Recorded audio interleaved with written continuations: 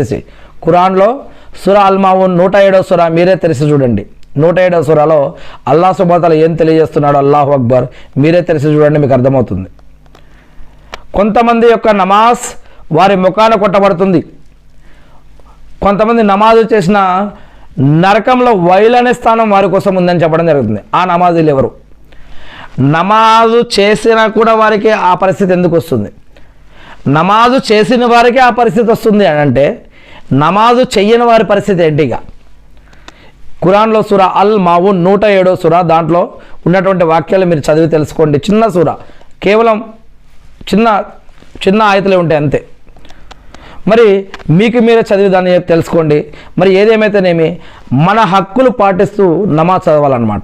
అదేవిధంగా మనం ఎలాగైతే ముస్లిం యొక్క అన్ని హక్కులు మనం కావాలని మనం కోరుకుంటున్నామో, మనం కూడా మరి మస్జిద్ గురించి కానీ మరి నమాజ్ గురించి కూడా మన యొక్క పార్టిసిపేషన్ కూడా అలానే ఉండాలి.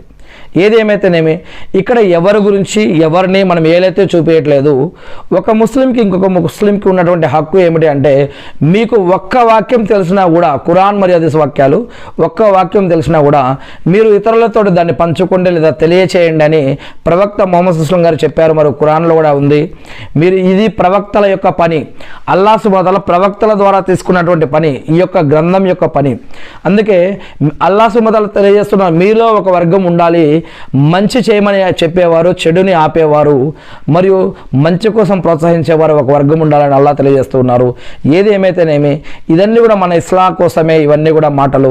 ఏది ఏమైతేనేమి నేను ఇప్పటి నుంచైనా సరే మరి ప్రతిరోజు కూడా 5 నమాజులు జమాత్ తోటి మస్జిద్కి వెళ్ళి చేసే భాగ్యాన్ని, సద్బుద్ధిని, మనస్సుని మనకి ఇవ్వమని, మనకి ఉన్నటువంటి అన్ని కీడుల నుంచి మనల్ని రక్షించి మనం మస్జిద్కి వెళ్ళి జమాత్తో నమాజ్ చదివే భాగ్యాన్ని మనకు ప్రసాదించమని నేను మనందరి తరపున కూడా సృష్టికర్త అయిన అల్లాహ్ని ప్రార్థిస్తూ ఉన్నాను.